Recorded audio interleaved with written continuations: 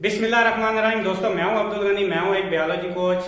आज जो टॉपिक मैं लेकर आया हूं वो इंतहाई अहम टॉपिक है, वो है कंजर्वेशन ऑफ बायोडाइवर्सिटी। हम बायोडाइवर्सिटी को कैसे महफूज कर सकते हैं?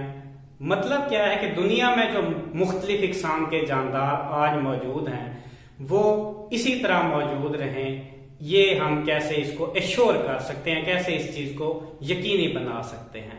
अब इंसान की एक्टिविटी की वजह से जानदारों की जो इकसाम है वो कम से कम होती चली जा रही हैं, क्योंकि इंसान जो है वो अपने आप को फैसिलिटेट करने के लिए, सहूलियात मुहैया करने के लिए जो मुख्तलिफ जानदारों के रहने की जगहें हैं, जो उनकी हैबिटेट है, उसको काटता जा रहा है, जंगलात को काटता जा रहा है। तो नतीजा क्या हो रहा है?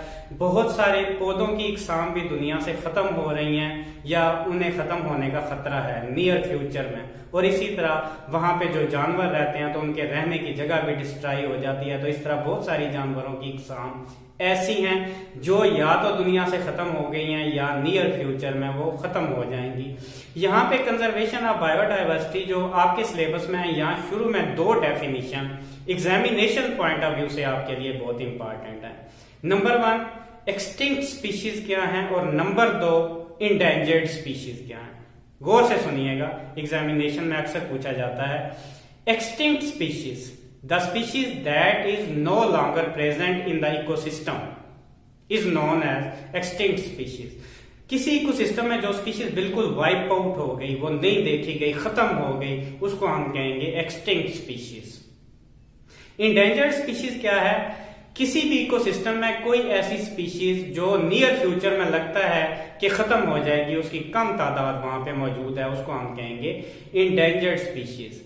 The species which has the danger to extinct in near future is known as endangered species। ये दो डेफिनेशन दोबारा से बताता हूं, जहन नशीन करनी है, एग्जामिनेशन में पूछी जा सकती है। Extinct species that is no longer available in the ecosystem and endangered species that has danger to extinct in the near future is known as endangered species. तो दो डेफिनेशन आपने ज़हन नशीन करनी है।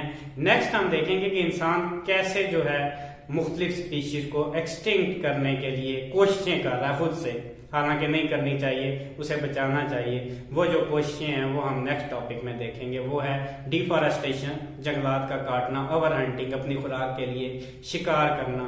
ये चीजें जो है ये इन्वायरमेंट के लिए, इकोसिस्टम के लिए खतरा है, क्योंकि जब भी कोई स्पीशी किसी इकोसिस्टम से खत्म होगी वो एक स्पीशी नहीं, उस पूरे के पूरे इकोसिस्टम के लिए खतरा है। तो आज के लिए इतना ही। Thank you very much.